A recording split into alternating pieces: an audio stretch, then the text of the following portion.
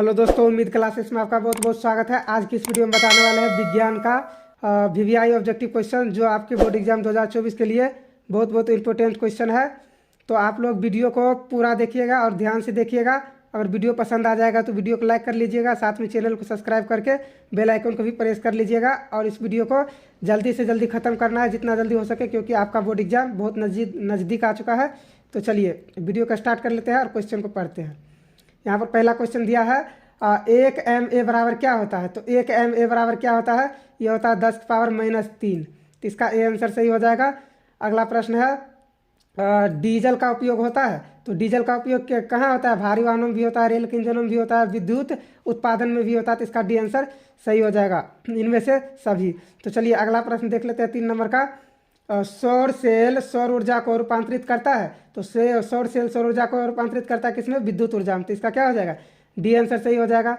अगला प्रश्न, सोना की परमाणु संख्या क्या है। तो सोनू की परमाणु संख्या क्या है सोना का। तो सोना का हो जाएगा 79, 7 9 हो जाएगा, इसका सी आंसर सही हो जाएगा। तो चलिए अगला प्रश्न देख लेते हैं। अगला प्रश्न है, निम्नलिखित में कौन ऑक्सीकरण की क्रिया नहीं है। तो ऑक्सीकरण की क्रिया कौन नहीं है, अवक्षेपण क्या है, ऑक्सीकरण की अभिक्रिया नहीं है। तो चलिए अब अगला प्रश्न देख लेते हैं, 6 नंबर का। 6 नंबर है, ऑक्सीजन की संयोजकता कितना होता है। तो ऑक्सीजन की संयोजकता कितना होता है, इसका 2 होता है। तो इसका सी आंसर सही हो जाएगा। आप लोग बिल्कुल ध्यान से और वीडियो को पूरा देखिए। चलिए अगला प्रश्न देख लेते हैं। 7 नंबर है, अम्लीय वर्षा के जल का पीएच मान होना चाहिए, कितना होना चाहिए। तो इसका होना चाहिए 5.6 से कम होना चाहिए। कितना होना चाहिए, 5.6 से कम। इसका भी आंसर सही हो जाएगा। चलिए अगला प्रश्न देख लेते हैं। अगला प्रश्न है, चींटी के डंक में कौन सा अम्ल पाया जाता है। तो चींटी के डंक में कौन सा अम्ल पाया जाता है। तो मेथेनोइक अम्ल। कितना, मेथेनोइक अम्ल पाया जाता है। इसका सी आंसर सही हो जाएगा। तो अगला प्रश्न, हाँ ये हो गया। तो अब अगला प्रश्न देखना है। तो अगला प्रश्न है, निम्नलिखित में कौन संवहन ऊतक है। तो संवहन ऊतक क्या है, फ्लोएम और जाइलम दोनों है। तो इसका क्या हो जाएगा, डी आंसर सही हो जाएगा, बी और सी दोनों। चलिए अगला प्रश्न देख लेते हैं।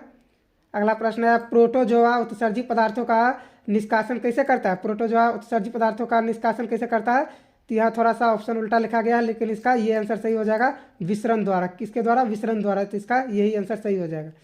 अगला प्रश्न, मनुष्य के शरीर की सबसे लंबी ग्रंथि है। तो मनुष्य के शरीर के सबसे लंबी ग्रंथि क्या है। तो ये क्या हो जाएगा, ये यकृत क्या है, मनुष्य के शरीर के सबसे लंबी ग्रंथि यकृत है। तो इसका डी आंसर सही हो जाएगा। अगला प्रश्न है, शरीर का संतुलन बनाए रखता है। तो शरीर का संतुलन कौन बनाए रखता है। तो शरीर का संतुलन बनाए रखता है, इसका हो जाएगा सेरिब्रम। इसका ए आंसर सही हो जाएगा, 12 का ए। चलिए अगला प्रश्न है, किशोरावस्था में होने वाले शारीरिक परिवर्तन का कारण क्या है। तो किशोरावस्था में होने वाला शारीरिक क्या है इसका परिवर्तन। तो इसका है टेस्टोस्टेरोन और इसका हो जाएगा, ये भी हो जाएगा एस्ट्रोजेन। तो इसका ए और बी दोनों यानी कि डी सही हो जाएगा, ए और बी दोनों यानी कि डी इसका सही हो जाएगा। चलिए अगला प्रश्न देख लेते हैं। तो अगला प्रश्न है यहाँ पर 14 नंबर का है, मानव हृदय में कोष्ठक की संख्या कितनी होती है। तो इसका क्या हो जाएगा, इसका बी आंसर सही हो जाएगा, 4 होता है मानव हृदय में कोष्ठक की संख्या। चलिए अगला प्रश्न देख लेते हैं। रक्त क्या है। तो रक्त क्या है, रक्त एक उत्तक है, सबको पता होगा रक्त एक उत्तक है। तो इसका ए आंसर सही हो जाएगा। चलिए 16 का प्रश्न देख लेते हैं। जीन शब्द किसने प्रस्तुत किया। तो जीन शब्द किसने प्रस्तुत किया। तो ये किसने किया, जोहानसन ने। इसका सी आंसर सही हो जाएगा। चलिए अगला प्रश्न देख लेते हैं। अगला प्रश्न है, विद्युत चुंबक बनाने के लिए किस प्रकार के छड़ का उपयोग होता है। तो इसका किसका होता है, इसका होता है नरम लोहे का। किसका, नरम लोहे का। इसका सी आंसर सही हो जाएगा। चलिए अगला प्रश्न देख लेते हैं। अगला है, जब किसी चालक तार से विद्युत धारा प्रवाहित होती है तब गतिशील कण क्या होता है। ये सबको पता होगा, गतिशील कण क्या है, इलेक्ट्रॉन गतिशील कण होता है। तो इसका डी आंसर सही हो जाएगा। चलिए अगला प्रश्न देख लेते हैं। तो अगला प्रश्न है 19 नंबर का, ओम का नियम है। ये तो सबको पता होगा, ओम का नियम क्या है, V बराबर IR होता है। ओम का नियम क्या होता है, V बराबर IR। तो इसका क्या हो जाएगा, ए आंसर सही हो जाएगा। चलिए अगला प्रश्न देख लेते हैं। तो अगला प्रश्न है, विभवांतर का SI मात्रक क्या है। तो विभवांतर का SI मात्रक क्या है। तो वोल्ट क्या होता है, विभवांतर का SI मात्रक होता है। तो इसका क्या हो जाएगा, डी आंसर सही हो जाएगा। चलिए अगला प्रश्न देख लेते हैं। आमीटर का प्रतिरोध होता है। आमीटर का प्रतिरोध क्या होता है। आमीटर का प्रतिरोध होता है बहुत छोटा। इसका क्या हो जाएगा, सी आंसर हो जाएगा सही। चलिए अगला प्रश्न देख लेते हैं। अगला प्रश्न, विद्युत बल्ब का फिलामेंट निम्न में से किस धातु का बना होता है। विद्युत बल्ब का फिलामेंट किस धातु का? तो ये बना था टंगस्टन का। विद्युत बल्ब का फिलामेंट किससे? टंगस्टन से बना होता है। इसका डी आंसर सही हो जाएगा। चलिए अगला प्रश्न, रियोस्टेट क्या हो जाएगा? रियोस्टेट का उद्देश्य क्या है? तो रियोस्टेट का उद्देश्य क्या है? धारा के परिमाण में वृद्धि, धारा के परिमाण में कमी। इसका क्या हो जाएगा?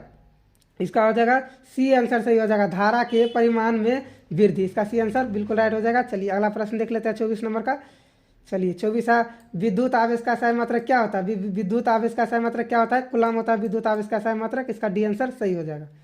चलिए अगला प्रश्न है, शोषण के अंतिम उत्पाद क्या है? शोषण के अंतिम उत्पाद क्या है? तो इसका हो जाएगा क्या? इसका डी आंसर सही हो जाएगा कार्बन डाइऑक्साइड, जल और ऊर्जा, CO2, H2O और ऊर्जा। इसका डी आंसर सही हो जाएगा। चलिए अगला प्रश्न देख लेते हैं। चलिए आप 26 नंबर पर आ गए हैं। चलिए 26 नंबर का हो जाएगा, दंत की ऊपरी परत को क्या कहते हैं? तो उसको क्या कहते हैं? इनामेल कहते हैं। इसका क्या हो जाएगा? बी आंसर सही हो जाएगा। चलिए अगला प्रश्न है, मानव आहार नाल का सबसे लंबा भाग क्या है? तो मानव आहार नाल का सबसे लंबा भाग क्या है? छोटी आंत क्या है? मानव आहार नाल का सबसे लंबा भाग है। चलिए अगला प्रश्न देख लेते हैं। अगला प्रश्न है, पराग कण निम्न में से किसके अंदर बनते हैं? पराग कण किसके अंदर बनते हैं? तो पराग कोश में क्या बनते हैं? पराग कण बनते हैं। जिसका ए आंसर सही हो जाएगा। चलिए अगला प्रश्न देख लेते हैं 29 नंबर का। तो यहाँ चालनी नालिकाएं पाई जाती है। कहाँ पाई जाती है चालनी नालिकाएं? तो ये पाया जाता है कहाँ? फ्लोएम में। कहाँ पाया जाता है? फ्लोएम में चालनी नालिकाएं पाई जाती है। इसका सी आंसर सही हो जाएगा। चलिए अगला प्रश्न है, आरबीसी की जीवन अवधि कितनी है? आरबीसी की जीवन अवधि ये कितना है? 120 दिन है। 120 दिन, इसका ए आंसर सही हो जाएगा। चलिए अगला प्रश्न है 31 नंबर का। यह मानव शरीर की सबसे लंबी कोशिका है। तो मानव शरीर के सबसे लंबी कोशिका कौन है? ये न्यूरॉन क्या है? मानव शरीर के सबसे लंबी कोशिका है। इसका सी आंसर सही हो जाएगा। चलिए अगला प्रश्न देख लेते हैं। अगला प्रश्न है, अंडाणु निषेचित होता है। अंडाणु निषेचित कहाँ होता है? तो ये कहाँ हो जाएगा? ये हो जाएगा इसका यहाँ क्या है? अंडाणु निषेचन। तो ये इसका सी आंसर हो जाएगा। क्या हो जाएगा? अंडाशय में। यहाँ पर आंसर थोड़ा सा उल्टा लिखा गया है। 32 नंबर का क्या हो जाएगा? 32 नंबर का इसका हो जाएगा अंडाशय में। अंडाणु निषेचन कहाँ होता है? ये अंडाशय में होता है। इसका सी आंसर सही हो जाएगा। चलिए अगला प्रश्न, अगर आप लोग का डाउट होगा कोई तो आप लोग कमेंट में जरूर बताइएगा इसका आंसर सही क्या होगा। फिलहाल तो इसका सी आंसर सही होगा। चलिए अगला प्रश्न 33 नंबर का। चलिए 33 नंबर का है यहाँ पर, निम्नांकित में कौन पादप हार्मोन नहीं है? तो पादप हार्मोन क्या नहीं है? ऑक्सिन क्या है? पादप हार्मोन नहीं है। चलिए अगला प्रश्न देख लेते हैं। ऑक्सिन, सॉरी इसका भी आंसर उल्टा लिखा गया है। इसका ऑक्सिन नहीं होगा। इसका होगा क्या? ऑक्सीटोसिन। क्या होगा? इसका डी आंसर सही होगा। ये आंसर सही होगा। यहाँ पर उल्टा लिखा गया है। इसका ये आंसर सही होगा। आप लोग अच्छी तरीके से देख लीजिए। चलिए 34 नंबर के यहाँ पर उल्टा लिखा गया था। चलिए अगला प्रश्न 34 नंबर पर आ गए हैं। तो चलिए 34 नंबर के देख लेते हैं। फूल में नर प्रजनन अंग है। तो फूल में नर प्रजनन अंग क्या है? पुंकेसर क्या है? फूल में नर प्रजनन अंग है। तो इसका ए आंसर सही हो जाएगा। चलिए अगला प्रश्न देख लेते हैं। अगला है, निम्नलिखित में किसमें द्विखंडन नहीं होता है? तो द्विखंडन किसमें नहीं होता है? तो ये क्या होता है? ईस्ट में क्या होता है? द्विखंडन नहीं होता है। तो इसका बी आंसर सही हो जाएगा। चलिए अगला प्रश्न देख लेते हैं 36 नंबर का। तो पारिस्थितिक तंत्र में ऊर्जा का स्रोत है। तो पारिस्थितिक तंत्र में ऊर्जा का स्रोत क्या हो जाएगा? ये हो जाएगा सूर्य का प्रकाश। इसका बी आंसर सही हो जाएगा 36 का। उसके बाद आप 37 पर चलते हैं। चलिए 37 पर आ गए। यहाँ निम्नलिखित में से किस अनुवांशिकी का पिता कहा जाता है? अनुवांशिकी का पिता किसे कहा जाता है? तो ये कहा जाता है, इसका बी आंसर सही हो जाएगा ग्रेगर जॉन मेंडल। इसका बी आंसर सही हो जाएगा। तो 37 के बाद 38 पर चलते हैं। चलिए तो अगला प्रश्न है, हरे पौधे कहलाते हैं। तो हरे पौधे क्या कहलाते हैं? ये कहलाते हैं उत्पादक। इसका क्या हो जाएगा? ए आंसर सही हो जाएगा। चलिए अब अगला प्रश्न देख लेते हैं। नर युग्म में गुणसूत्र की संख्या होती है। तो नर युग्म में गुणसूत्र की संख्या कितनी होती है? 23 होता है। नर में भी होता है 23 और मादा में भी क्या होता है? इसका भी 23 होता है। चलिए अगला प्रश्न देख लेते हैं। अगला प्रश्न है, ओजोन परत पाई जाती है। तो ओजोन परत कहाँ पाया जाता है? इसका ए आंसर सही हो जाएगा स्ट्रेटोस्फीयर। क्या हो जाएगा? स्ट्रेटोस्फीयर। इसका ए आंसर सही हो जाएगा। चलिए 41 नंबर का। 41 नंबर है, ऐसे तत्व जो इलेक्ट्रॉन को त्याग कर धनायन बनाते हैं, धनात्मक बनाते, क्या होता है? इसका त्याग करके धनात्मक बनाते कहे जाते हैं। क्या कहे जाते हैं? ये धातु कहे जाते हैं। इसका बी आंसर सही हो जाएगा। चलिए और जो ऋण आयन बनाते हैं वो क्या होता है? वो अधातु होता है। चलिए अगला प्रश्न है 42 का। तो 42 नंबर है, लोहे पर जिंक लेपित करने की क्रिया को कहा जाता है। तो इसको क्या कहा जाता है? ग्लेवलीकरण। इसका सी आंसर सही हो जाएगा। चलिए अगला प्रश्न है, निम्न में कौन सा संयोजी यौगिक है, तो सहसंयोजी यौगिक कौन है? इसका सी आंसर सही हो जाएगा CH4। चलिए अगला प्रश्न 44 का, आभूषण बनाने वाले सोना होता है तो ये कितना, देखिए शुद्ध सोना होता है 24 कैरेट का, और आभूषण बनाने वाला सोना कितना होता है? 22 कैरेट का होता है, तो इसका क्या हो जाएगा? सी आंसर सही हो जाएगा। चलिए अगला प्रश्न, इसमें निम्नलिखित में कौन सा उत्कृष्ट तत्व है? तो उत्कृष्ट तत्व कौन है? इसका सी आंसर सही हो जाएगा आर्गन क्या है? उत्कृष्ट तत्व है। चलिए अगला प्रश्न, ताम्र एवं टीन के मिश्र धातु को क्या कहते हैं? ताम्र एवं टीन के मिश्र धातु क्या कहते हैं? कांसा। इसका आंसर सही हो जाएगा कांसा। चलिए अगला प्रश्न है, प्लास्टर ऑफ पेरिस का रासायनिक सूत्र क्या होता है? रासायनिक सूत्र तो इसका क्या हो जाएगा? इसका ये देखिए, ये सही हो जाएगा, क्या हो जाएगा? यहाँ पर ऑप्शन उल्टा लिखा है, लेकिन इसका सी आंसर सही हो जाएगा ये CaSO4 इंटू 1/2 H2O, इसको बोल सकते हैं हाफ H2O। चलिए इसका सी आंसर सही हो जाएगा। अगला प्रश्न है, अम्ल और क्षार आपस में अभिक्रिया करके क्या बनाते हैं? तो ये क्या बनाते हैं? लवण बनाते हैं। इसका सी आंसर सही हो जाएगा। चलिए अगला प्रश्न है, बुझा हुआ चूना है, बुझा हुआ चूना क्या है? बुझा हुआ चूना CaOH2। इसका क्या हो जाएगा? बुझा हुआ चूना का यही रासायनिक सूत्र होता है। इसका ए आंसर सही है। चलिए अगला प्रश्न, निम्न में कौन भस्म नहीं है? तो भस्म कौन नहीं होगा? ये जो अम्ल होगा वही तो भस्म नहीं होगा। तो NaCl क्या है? ये अम्ल है, भस्म नहीं है। चलिए अगला प्रश्न, जस्ता का अयस्क क्या है? तो जस्ता का अयस्क क्या है? जिंक ब्लेड क्या है? जस्ता का अयस्क है, तो इसका बी आंसर सही हो जाएगा। चलिए अगला प्रश्न 52 का, सिलिकॉन क्या है? तो सिलिकॉन क्या है? सिलिकॉन एक है उपधातु। क्या है? सिलिकॉन एक उपधातु है, तो इसका क्या हो जाएगा? सी आंसर सही हो जाएगा। चलिए अगला प्रश्न है, एल्कोहल में कौन सा तत्व उपस्थित रहता है? तो एल्कोहल में कौन सा तत्व उपस्थित रहता है? तो एल्कोहल में नाइट्रोजन उपस्थित रहता है। इसका डी आंसर सही हो जाएगा। चलिए 54 का देख लेते हैं, अब मेथोनोइक अम्ल का सामान्य नाम क्या है? तो इसका क्या हो जाएगा? इसका ए आंसर सही हो जाएगा। एसिटिक अम्ल क्या है? मेथोनोइक अम्ल का सामान्य नाम है एसिटिक अम्ल, तो इसका ए आंसर सही हो जाएगा। चलिए अगला प्रश्न है, स्वकोषी पोषण के लिए आवश्यक है? इसके लिए क्लोरोफिल भी आवश्यक है, कार्बन डाइऑक्साइड तथा जल भी आवश्यक है, सूर्य प्रकाश भी आवश्यक है, तो इसका क्या हो जाएगा? डी आंसर सही हो जाएगा इनमें से सभी। चलिए 56 नंबर का देख लेते हैं। 56 है, मैग्नीशियम पाया जाता है, तो मैग्नीशियम किस में पाया जाता है? तो ये क्लोरोफिल में पाया जाता है। इसका आंसर सही हो जाएगा। चलिए अगला प्रश्न, तैलीय कागज होता है, तो तैलीय कागज क्या होता है? पारभाषक होता है। इसका सी आंसर सही हो जाएगा पारभाषक। चलिए अगला प्रश्न है, सेल क्या है? लेंस द्वारा उत्पन्न आवर्धन का एसआई मात्रक, एसआई इकाई क्या होता है? यहाँ एसआई मात्रक नहीं पूछ रहा है, यहाँ एसआई इकाई पूछ रहा है। तो एसआई इकाई क्या होगा? मात्रक विहीन होगा। क्या होगा? मात्रक विहीन। चलिए तो अगला प्रश्न देख लेते हैं, प्रकाश की चाल विभिन्न माध्यमों में क्या होता है? इसका मतलब ये यहाँ थोड़ा सा नहीं लिखा है, विभिन्न माध्यमों में क्या होता है? कि क्या होता है? विभिन्न माध्यमों में भिन्न भिन्न होता है, यानी अलग अलग होता है। इसका बी आंसर सही हो जाएगा। चलिए अगला प्रश्न है, वायु में प्रकाश की चाल निर्वात की अपेक्षा होता है? तो वायु में निर्वात की अपेक्षा क्या होता है? दोनों में क्या होता है? समान ही होता है। वायु की अपेक्षा निर्वात में भी दोनों में समान होता है। इसका सी आंसर सही हो जाएगा। चलिए अगला प्रश्न है, लेंस में मुख्य फोकस की संख्या होती है? तो लेंस में मुख्य फोकस की संख्या कितना होता है? 2 होता है, सबको पता होगा। चलिए अगला प्रश्न, विद्युत का अच्छा चालक क्या है? तो लकड़ी भी नहीं, लकड़ी तो विद्युत का अच्छा चालक के चालक है ही नहीं। प्लास्टिक भी नहीं है, कार्बन भी नहीं है, लेकिन होगा भी तो सबसे अच्छा पूछ रहा है, तो सबसे अच्छा क्या होगा? चांदी क्या है? विद्युत का सबसे अच्छा चालक है। इसका डी आंसर सही हो जाएगा। चलिए अगला प्रश्न, शुष्क सेल में ऋण इलेक्ट्रॉन बना होता है? शुष्क सेल में ऋण इलेक्ट्रॉन कहाँ बना होता है? तो ये बना होता है कहाँ पर? कार्बन पर बना होता है। इसका बी आंसर सही हो जाएगा। चलिए अगला प्रश्न है, 1 जूल का मान होता है? तो 1 जूल का मान क्या होता है? इसका आंसर सही हो जाएगा 0.24 कैलोरी। क्या हो जाएगा? 0.24 कैलोरी। इसका आंसर सही हो जाएगा। चलिए अगला प्रश्न देख लेते हैं 65 का, वनस्पति तेल में होती है? वनस्पति तेल में क्या होता है? तो ये हो जाएगा लंबी असंतृप्त हाइड्रोकार्बन श्रृंखला। इसका क्या हो जाएगा? लंबी असंतृप्त कार्बन हाइड्रोकार्बन श्रृंखला। इसका क्या हो जाएगा? बी आंसर सही हो जाएगा। चलिए इसका बी आंसर हो गया। अगला प्रश्न देख लेते हैं, ब्यूटेन के कितने समावयवी संभव है? कितने समावयवी संभव है? तो इसका क्या हो जाएगा? ब्यूटेन का 4 हो जाएगा। इसका क्या हो जाएगा? डी आंसर सही हो जाएगा। चलिए अब 67 का देख लेते हैं, और यहाँ पर मेडलिफ के आवर्त नियम में तत्व वर्गीकरण का आधार क्या था? तो मेडलिफ में क्या था?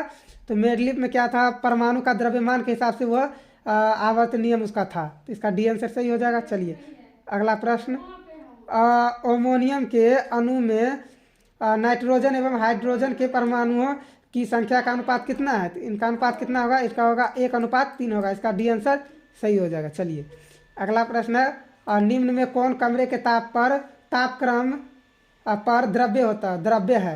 कमरे के तापक्रम पर कौन द्रव्य हो जाएगा, तो इसका क्या हो जाएगा, इसका हो जाएगा एथेनोइक अम्ल। क्या हो जाएगा, 69 का है तो 69 का क्या हो जाएगा, एथेनोइक अम्ल। क्या हो जाएगा, एथेनोइक अम्ल। इसका सी आंसर सही हो जाएगा। चलिए अगला प्रश्न 70 का, सिरका में निम्न में से कौन सा अम्ल पाया जाता है, तो सिरका में कौन सा अम्ल पाया जाता है, तो सिरका में एसिटिक अम्ल पाया जाता है। इसका डी आंसर सही हो जाएगा। चलिए अगला प्रश्न, निम्न में कौन कार्बन का अपरूप है, तो कार्बन का अपरूप कौन है, ग्रेफाइट भी है और हीरा भी है।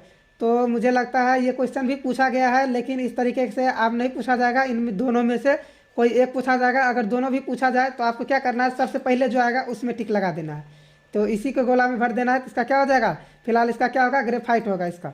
लेकिन होता है दोनों होता है, इसका ग्रेफाइट और हीरा दोनों होता है, लेकिन आपको अगर दोनों आ गया तो पहले मारना है, जो पहले में आएगा उसको मार देना है। चलिए 71 के बाद अगला देख लेते हैं 72 का, एक अणु सूत्र परंतु विभिन्न सूत्र वाले यौगिक कहलाते हैं। एक अणुसूत्र परंतु विभिन्न सूत्र वाले क्या कहलाते हैं, तो ये कहलाते हैं क्या, समावयवी। क्या कहलाते हैं, समावयवी। समावयवी इसका आंसर सही हो जाएगा। चलिए अगला प्रश्न है, दाढ़ी बनाने के लिए कौन सा दर्पण प्रयुक्त होता है, तो दाढ़ी बनाने के लिए कौन सा दर्पण प्रयुक्त होता है, तो ये अवतल दर्पण क्या होता है, दाढ़ी बनाने के लिए प्रयुक्त होता है। चलिए अगला प्रश्न देख लेते हैं, यह श्वेत प्रकाश वर्ण क्रम में किस रंग की किरण का विचलन अधिक होता है, तो इसका किस रंग का होता है, तो इसका होता है बैंगनी रंग का अधिक होता है। तो इसका डी आंसर सही हो जाएगा। चलिए 74 के बाद अब 75 का देख लेते हैं, यहाँ समतल दर्पण की फोकस दूरी होती है, तो समतल दर्पण में फोकस दूरी क्या होती है, इसका अनंत होता है। तो इसका ए आंसर सही हो जाएगा। चलिए अगला प्रश्न देख लेते हैं, तो अगला प्रश्न क्या है, अवतल दर्पण के सामने वस्तु को कहाँ रखा जाए, यहाँ देख लीजिए, अवतल दर्पण के सामने वस्तु को कहाँ रखा जाए ताकि प्रतिबिंब उल्टा वास्तविक और समान आकार के बने, तो कहाँ पर रखा जाएगा, ये वक्रता केंद्र पर रखा जाएगा। इसका सी आंसर सही हो जाएगा 75 का, सॉरी यहाँ पर 76 का सी हो जाएगा, वक्रता केंद्र पर। चलिए अगला प्रश्न देख लेते हैं 77 का, यह है तारे के टिमटिमाने का कारण क्या है, तो तारे के टिमटिमाने का कारण क्या है, तो ये वायुमंडलीय अपवर्तनांक है। क्या हो, वायुमंडलीय अपवर्तनांक। इसका सी आंसर सही हो जाएगा। चलिए अगला प्रश्न देख लेते हैं, अगला प्रश्न है, मानव नेत्र के लिए दृष्टि का, यहाँ पर थोड़ा सा क्वेश्चन कट है, लेकिन इसका आप लोग याद रखिएगा, मानव नेत्र के लिए दृष्टि का, और यहाँ पर थोड़ा सा क्वेश्चन मिस्टेक है।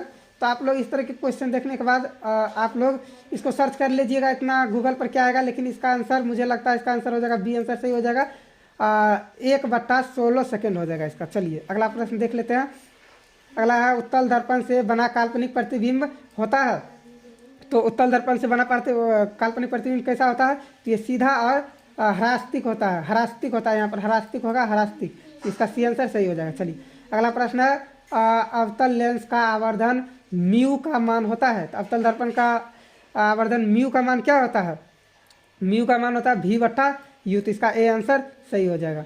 चलिए अगला प्रश्न देख लेते हैं, मुझे तो लग रहा है यहीं पर छोड़ दे, लेकिन आप लोग लंबा वीडियो देखना पसंद नहीं करते, इसीलिए कम से कम मैंने पूरा ऑब्जेक्टिव बना कर रखा है। चलिए फिर भी इसको 100 तक पूरा कर देते हैं आप लोग के लिए।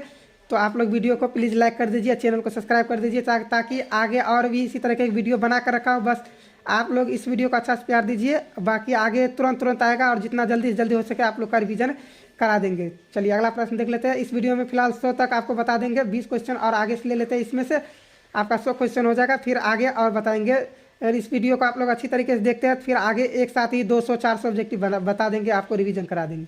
चलिए अगला प्रश्न यह है, निम्न में कौन सा पदार्थ लेंस के लिए प्रयुक्त नहीं किया जा सकता है, तो लेंस के लिए प्रयुक्त क्या नहीं किया जा सकता, तो पीतल क्या किया जा सकता है, लेंस के लिए प्रयुक्त नहीं किया जा सकता। चलिए अगला प्रश्न, निम्नलिखित में कौन सा प्रकाश के अपवर्तन के नियम के लिए सही है, प्रकाश के अपवर्तन के नियम के लिए क्या सही है, प्रकाश के अपवर्तन के कितना नियम है, 2 नियम होता है, तो इसका आंसर सही हो जाएगा। चलिए अगला प्रश्न है, किसी वस्तु का प्रतिबिंब आँख के जिस भाग पर बनता है उसको क्या कहते हैं, वो क्या होता है, वो रेटिना होता है। इसका क्या हो जाएगा, बी आंसर सही हो जाएगा। चलिए अगला प्रश्न 4 नंबर का, किस माध्यम के अपवर्तनांक, यहाँ भी हो जाएगा, क्या हो जाएगा, म्यू का मान क्या होता है, यू का मान क्या होता है, तो इसका क्या हो जाएगा, sin I/sin R। इसका क्या हो जाएगा, बी आंसर सही हो जाएगा। चलिए अगला प्रश्न देख लेते हैं, एक गोलीय दर्पण की फोकस दूरी +20 है, तो यह गोलीय दर्पण कैसा होगा, प्लस है, तो इसका क्या हो जाएगा, उत्तल दर्पण हो जाएगा। क्या हो जाएगा, उत्तल। चलिए अगला प्रश्न देख लेते हैं, अगला प्रश्न है, तालाब का जल कम गहरा दिखाई देने का क्या कारण है? आपको पता होगा कम गहरा दिखाई देने का कारण क्या होता है? अपवर्तन के कारण क्या होता है? बाल्टी में रखे हुए सिक्का भी कम ऊंचाई पर दिखाई देता है, तो इसका अपवर्तन ही होगा। चलिए 7 नंबर क्वेश्चन, अवतल दर्पण की फोकस दूरी होती है, अवतल दर्पण की फोकस दूरी क्या होती है? ऋणात्मक होती है। इसका ये आंसर सही हो जाएगा। चलिए अगला प्रश्न है, किसी अवतल दर्पण की फोकस दूरी एफ और उसकी वक्रता त्रिज्या क्या है? आर है। तो आर है तो निम्नांकित में कौन सा संबंध सही होगा? इसका क्या होगा? उसका हो जाएगा आर बराबर 2f, या क्या हो जाएगा? आर बराबर 2f, या तो एफ बराबर r/2। इसको क्या करेंगे? ये एफ वाले जो ये 2 है गुणांक, इसको क्या करेंगे? इसके बटा में भेज देंगे, तो ये आंसर सही हो जाएगा। तो इसका एफ बराबर आर बराबर 2f, या तो एफ बराबर r/2। इसका ये आंसर सही हो जाएगा। इसका बी हो गया। चलिए अगला प्रश्न, इलेक्ट्रिक हीटर की कुंडली बनाने में किस पदार्थ का उपयोग किया जाता है? किस पदार्थ का उपयोग किया जाता है? ये नाइक्रोम का किया जाता है, सबको पता होगा। इसका डी आंसर सही है। चलिए अगला प्रश्न है, 10 नंबर का प्रश्न है। तो चलिए अगला प्रश्न देख लेते हैं। एक यूनिट विद्युत ऊर्जा का मान होता है, तो एक यूनिट विद्युत ऊर्जा का मान क्या होता है? इसका हो जाता है 3.6 गुना 10 के पावर 5 जूल होता है। चलिए इसका बी आंसर सही हो जाएगा। चलिए अगला प्रश्न, किलोवाट घंटा का इकाई है, क्या हो जाएगा? इसका हो जाएगा शक्ति हो जाएगा। क्या हो जाएगा? शक्ति की। किसका है? शक्ति का। इसका बी आंसर सही हो जाएगा। चलिए अगला प्रश्न, विद्युत फ्यूज विद्युत धारा के किस सिद्धांत पर कार्य करता है? किस सिद्धांत पर करता है? ये उष्मीय सिद्धांत पर करता है। इसका ए आंसर सही हो जाएगा। चलिए अगला प्रश्न देख लेते हैं। अगला प्रश्न है, वोल्ट मीटर को विद्युत परिपथ में किस क्रम में जोड़ा जाता है? तो किस क्रम में जोड़ा जाता है विद्युत? तो इसको किस में जोड़ा जाता है? तो इसको श्रेणी क्रम में जोड़ा जाता है। इसका आंसर सॉरी इसका क्या हो जाएगा? बी आंसर सही हो जाएगा, समांतर क्रम में। इसका बी आंसर सही हो जाएगा। आप लोग ध्यान से देख लीजिए। चलिए अगला प्रश्न देख लेते हैं। यहाँ हो जाएगा, विद्युत परिपथ में दो बिंदुओं के बीच विभवांतर मापने के लिए प्रयुक्त होता है। विभवांतर मापने के लिए क्या प्रयुक्त होता है? तो इसका होता है क्या? आमीटर। इसका क्या हो जाएगा? यहाँ पर थोड़ा सा कन्फ्यूजन है, तो इसको देख लेते हैं। इसका हाँ, इसका लगता है वोल्ट मीटर हो जाएगा। क्या हो जाएगा? इसको वोल्ट मीटर। बिल्कुल राइट हो जाएगा, बिल्कुल राइट। इसका बी आंसर सही हो जाएगा। चलिए अगला प्रश्न, जल विद्युत संयंत्र किस ऊर्जा को विद्युत ऊर्जा में रूपांतरित करता है? तो किस ऊर्जा को? तो ये करता है किसको? स्थितिज ऊर्जा को। क्या इसका डी आंसर सही हो जाएगा? किसको? स्थितिज ऊर्जा को। इसका डी आंसर सही हो जाएगा। चलिए अगला प्रश्न है, विद्युत बल्ब में कौन सी गैस भरी होती है? भरी रहती है। क्या होता है? ये निष्क्रिय गैस भरी रहती है। इसका सी आंसर सही हो जाएगा। चलिए अगला प्रश्न है, एक घोल नीले लिटमस पत्र को लाल कर देता है, तो घोल का पीएच मान क्या होगा? तो आपको पता होगा, नीले लिटमस पत्र को जो लाल करता है वो क्या होता है? अम्ल होता है। और लाल को जो नीला करता है वो क्या होता है? भस्म होता है। तो अम्ल का पीएच मान कितना से कितना तक होता है? 1 से लेकर कितना तक होता है? 7 तक होता है। तो इसमें समझ लीजिए कि जो घोल को क्या नीले घोल को पत्र को लाल करता है, तो उसका क्या हो जाएगा? तो ये 2 है। इसमें क्या हो जाएगा? इसका आंसर सही हो जाएगा। बाकी क्या है? भस्म के लिए है 9, 7, 10। इसका ये आंसर सही हो जाएगा। चलिए अगला प्रश्न है, बेंजीन का अणुसूत्र क्या है? तो बेंजीन का अणुसूत्र क्या है? इसका हो जाएगा C6H6। इसका सी आंसर सही हो जाएगा। अगला प्रश्न है, एथिल अल्कोहल का यूपीएससी नाम है। एथिल अल्कोहल का यूपीएससी नाम क्या है? तो इसका यूपीएससी नाम है एथेनॉल। क्या है? एथेनॉल है। इसका बी आंसर सही हो जाएगा। चलिए अगला प्रश्न देख लेते हैं, और ये लास्ट प्रश्न है, CnH2n निम्न में से किसका सामान्य सूत्र है? किसका सामान्य सूत्र है?